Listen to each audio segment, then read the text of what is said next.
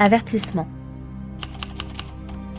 Toute similarité entre les faits décrits dans cet épisode et des allusions à une réalité contemporaine quelconque serait tout à fait fortuite.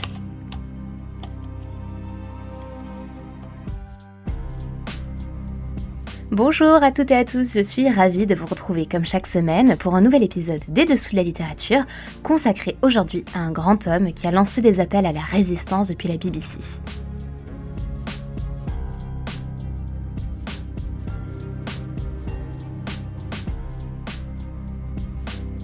Alors je vais vous rassurer ou vous décevoir tout de suite, c'est selon non. Que nenni. Il ne s'agit pas de Charles, mais bien de l'un des plus grands auteurs de langue allemande du XXe siècle, Thomas Mann. Et cette année d'ailleurs, l'ensemble de son œuvre est tombé dans le domaine public, ce qui a donné lieu à de nouvelles traductions, notamment aux éditions des Belles Lettres, nous procurant la parfaite occasion de le redécouvrir. C'est à cette occasion donc que j'ai décidé de prendre le taureau par les cornes. Parce que voyez-vous, si vous ne l'avez encore jamais lu, il faut savoir tout de même que Thomas Mann, célèbre notamment pour son roman La Montagne Magique, c'est un peu le Proust germanophone. Je veux dire par là que la prose est très dense, les phrases sont longues, et il prend un malin plaisir à prendre le lecteur par la main pour l'emmener dans un dédale de pensées et de considérations métaphysiques. Chaque phrase est ciselée avec soin, et beaucoup considèrent d'ailleurs que c'est lui qui a le mieux utilisé les multiples richesses de la langue allemande pour en magnifier les possibilités. Mais, je ne vais pas vous mentir, c'est aussi une œuvre exigeante, pétrie de références dans le fond comme dans la forme, au classicisme et au romantisme allemand, et à différentes écoles de philosophie du début du XXe siècle, et de la fin du XIXe évidemment. Cela dit, aujourd'hui, je ne vais pas vous parler de sa mort à Venise, ni de la montagne magique, pas plus que des frères Buddenbrook. Non, aujourd'hui, je vais vous parler de ses allocutions radiophoniques qu'il a prononcées durant la Seconde Guerre mondiale, en un appel aux Allemands, et en un parallèle étonnant aux appels de Charles de Gaulle à la résistance. Tout comme ce dernier, Thomas Mann s'est exprimé à la radio, a appelé à la résistance, et tout comme lui, il l'a fait depuis la BBC. Mais avant d'entrer dans les détails de cette anecdote, je vous invite à vous abonner au podcast et à vous inscrire à la newsletter, et à présent surtout, à savourer le plongeon que nous allons faire dans la vie de Thomas Mann. Thomas Mann est né en 1875 dans le nord de l'Allemagne, à Lübeck. Il a grandi dans une famille aisée, patricienne et marchande, qui a prospéré dans le négoce de grains, au sein d'une nombreuse fratrie, dont d'ailleurs plusieurs frères et sœurs deviendront également écrivains. Son père, Thomas Johann Heinrich Mann, a été consul des Pays-Bas et est ensuite élu au Sénat de la ville de Lübeck, tandis que sa mère est issue d'une famille de commerçants germano-brésilienne. Après la mort de son père en 1890, la famille part habiter à Munich. Thomas Mann, pour sa part, effectue des études qui ne brillent pas non plus par leurs bonnes notes, et dès 1892, il commence à se consacrer à l'écriture, d'abord pour des magazines et des revues comme Der Frühlingssturm, autrement dit La Tempête du Printemps, puis Die Gesellschaft, la Société, qui est dirigée par son frère. Il manifeste rapidement une très grande appétence pour la philosophie, notamment pour la pensée de Schopenhauer et de Nietzsche, et dont les conceptions irrigueront d'ailleurs beaucoup ses œuvres. Même s'il travaille un temps dans une société d'assurance, et au contraire de Kafka qui lui y restera, Thomas Mann abandonne assez rapidement la chose pour se consacrer à l'étude des œuvres de Goethe, Schiller, Lessing, mais aussi de la littérature russe. Passionné par la musique également, il joue du violon et il dira d'ailleurs que s'il n'avait pas pu être écrivain, il serait devenu chef d'orchestre. Son aventure d'écrivain commence précisément en 1897 lorsqu'un éditeur lui commande une œuvre en prose. Et c'est ainsi que commence donc pour Thomas Mann la rédaction de son roman célébrissime Les Buddenbrook, largement inspiré par son histoire familiale puisqu'il place l'intrigue au cœur de Lübeck, sa ville natale, et parce que le sujet est celui de la grandeur puis de la décadence d'une famille bourgeoise dans l'Allemagne au tournant du XIXe siècle. Le roman, épais pavé, paraît en 1901. En 1905, il épouse Katia Pringsheim et en 1912, il publie La mort à Venise, nouvelle là aussi inspirée par son propre séjour dans cette ville et par la mort de Gustav Mahler et Richard Wagner, précisément morts à Venise également.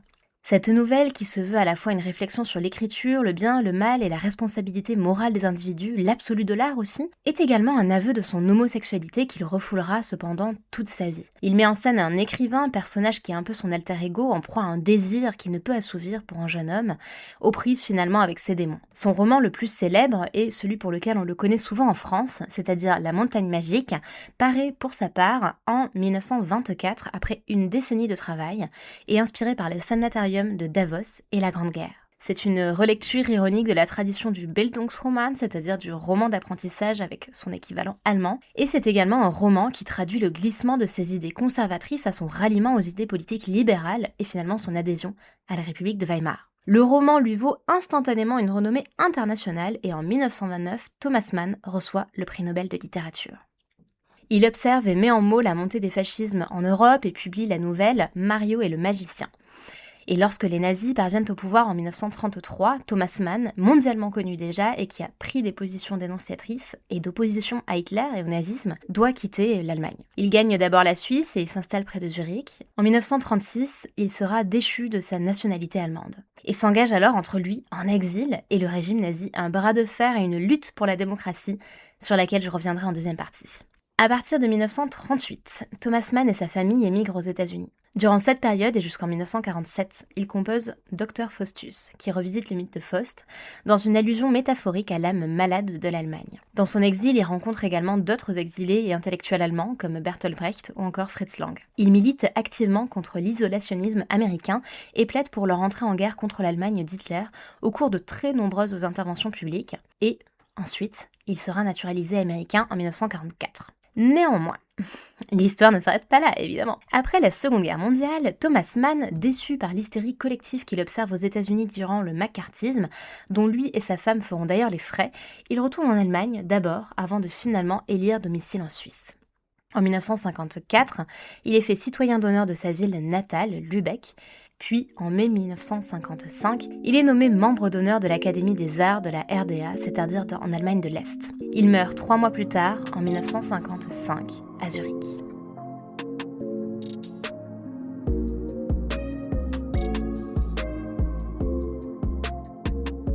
Comme vous le voyez, Thomas Mann a une vie bien remplie. Et toutes et tous qui m'écoutez ici, je parie quand même que lorsque je vous dis l'appel de 1940, vous avez tout de suite envie de me rétorquer « Bah oui, voilà. Bien sûr, celui du 18 juin 1940 à la BBC, un par de gueule. » Et peut-être même que les plus inspirés et anglophones d'entre vous dégonneront leur meilleur accent pour me dire « Yes, of course, à la British Broadcasting Corporation. » For sure. Et certes, il est vrai qu'il est mythique et que notre roman national nous a tellement biberonnés au sein et au lait de cet appel que nous sommes habitués à le voir placardé à différents endroits mémoriels de nos villes et donc que nous l'avons tous en tête. Mais en 1940, l'appel de Gaulle ne fut pas le seul appel de fait, non. En 1940, les autorités anglaises demandent également à Thomas Mann, en tant que pointure internationale, d'exhorter les Allemands à la résistance et à prendre le micro de la BBC pour s'adresser à ceux qui étaient ses compatriotes avant qu'on ne lui retire sa nationalité. Thomas Mann va accepter bien volontiers, comme il le dit dans sa première lettre datée d'octobre 1940. Auditeurs allemands, un écrivain allemand vous parle, dont l'œuvre et la personne sont bannis par vos maîtres, et dont les livres, même lorsqu'ils traitent de ce qu'il y a de plus allemand, de Goethe par exemple, ne peuvent plus s'adresser en leur langue originale qu'à des peuples étrangers, des peuples libres, alors qu'ils doivent, par force, rester pour vous lettre morte et ignorée. Mon œuvre reviendra un jour vers vous, je le sais, quand bien même je ne pourrai plus le faire moi-même. Mais tant que je vivrai, fût-ce même comme citoyen du Nouveau Monde, je resterai allemand et je souffrirai du destin de l'Allemagne et de tout ce que, depuis 7 ans, par la volonté de tyran criminel, elle a infligé moralement et physiquement au monde. En temps de guerre, à l'heure présente, il n'est plus possible à la parole écrite de percer les murailles que la tyrannie a élevées autour de vous. Et c'est pourquoi je saisis volontiers l'occasion que les autorités anglaises m'offrent de relater pour vous, de temps en temps, ce que je vois ici, en Amérique, ce pays grand et libre où j'ai trouvé asile.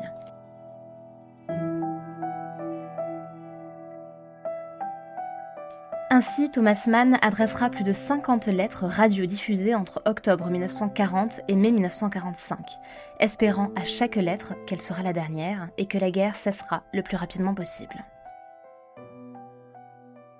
Dedans, on y trouve évidemment un côté pamphlétaire, comme lorsqu'il nous dresse son portrait d'Hitler, forme littéraire dont le dictateur de Charlie Chaplin serait l'alter ego cinématographique. C'est une lettre de mars 1941 dont je vous lis ici un extrait. Monsieur Hitler considère manifestement cette histoire mondiale sous un angle tout à fait personnel. Sous l'angle de sa biographie, carrière de charlatan, qu'il s'imagine être la vie d'un héros, et dont le caractère aventureux est un piège pour son esprit débile.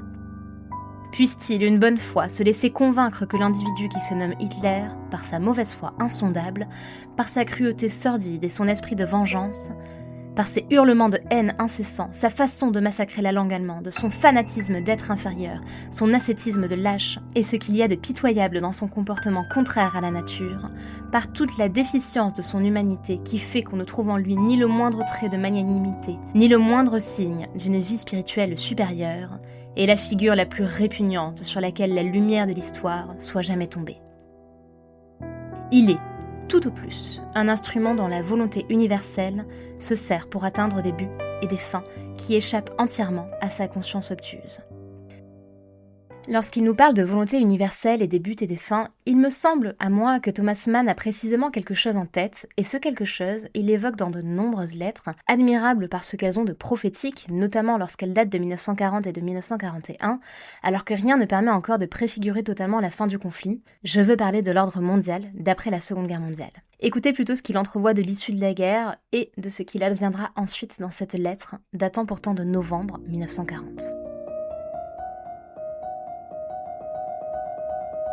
Ce qui, à l'issue de cette guerre, restera, et restera nécessairement, est clair. Ce sera le commencement d'une union mondiale, la création d'un nouvel équilibre de liberté et d'égalité, la sauvegarde des valeurs individuelles dans le cadre des exigences de la vie collective, l'abolition de la souveraineté nationale des États et la fondation d'une société de peuples libres, mais responsables devant l'ensemble, avec des droits égaux et des devoirs égaux. Les peuples sont mûrs pour cette organisation nouvelle du monde. S'ils ne l'étaient pas encore, il y a 22 ans, les expériences des dernières dizaines d'années les ont mûris. Mais leur maturité est vraisemblablement plus grande aujourd'hui qu'elle ne le sera après les bouleversements, les effets méphitiques et dévastateurs d'une guerre de longue durée. Si l'on terminait aujourd'hui cette guerre, et si l'on se mettait en commun à l'ouvrage, tous les peuples auraient une chance plus grande d'avoir un avenir plus heureux que si on laisse cette guerre se prolonger.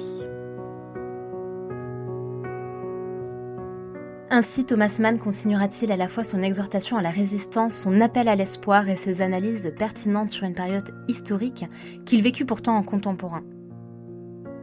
Dans un passage que je trouve d'une extraordinaire lucidité, et alors que les premières informations sur ce qui deviendra la Shoah lui parviennent en Amérique, il rappelle, en janvier 1942. Il ne faut pas oublier qu'au début de cette guerre, qui commença non pas en 1939, mais en 1933, a figuré l'abolition des droits de l'homme. « Les droits de l'homme sont abolis !» proclama jadis le docteur Goebbels au Palais des Sports à Berlin, et 10 000 pauvres diables imbéciles lui répondirent par leurs vociférations et par leurs acclamations, d'une absurdité lamentable. Ce fut une proclamation historique. Elle fut le fondement et le principe de tout ce que l'Allemagne nazie inflige aujourd'hui au peuple, y compris aux siens propres. La constatation d'une conquête révolutionnaire signifiant l'abolition de toutes les conquêtes morales faites par l'homme depuis des millénaires. Thomas Mann, qui adresse d'abord des lettres lues à la BBC par quelqu'un d'autre, expédié en avion spécialement pour ses allocutions, puis qui demandera rapidement à pouvoir enregistrer lui-même ses allocutions en allemand, afin que l'on entende sa voix propre de l'autre côté de l'Atlantique, date sa dernière allocution, son dernier appel, du 10 mai 1945. Et là encore, je trouve saisissant de constater quels sont ses mots de la fin, sa propre vision de la conclusion de ce terrible XXe siècle. Je le déclare, grande est, malgré tout, l'heure du retour de l'Allemagne à ce qui est humain. Ce retour est dur et triste, parce que l'Allemagne n'a pu le provoquer de ses propres forces, Un tort terrible, difficile à effacer, a été fait au nom de l'Allemagne et la puissance a perdu. Cependant, la puissance n'est pas tout. Elle n'est pas le principal et jamais la dignité de l'Allemagne n'a été uniquement une affaire de puissance. Ce fut un jour l'apanage de l'Allemagne et cela peut le devenir à nouveau, de gagner à la puissance le respect et l'admiration par cette contribution humaine, la liberté de l'esprit. La liberté de l'esprit, admirable conclusion s'il en est de la part d'un esprit libre et non entravé par les chaînes de l'idéologie. Et conclusion radiophonique qui marque également la conclusion de notre épisode du jour. J'espère vraiment que cette anecdote vous a plu et que vous y aurez appris des choses. Je vous laisse le soin de mettre une note au podcast si tel est le cas, à vous abonner si vous avez envie de recevoir prochainement de mes nouvelles. Et en attendant, modestement, à l'instar de Thomas Mann, je rends l'antenne.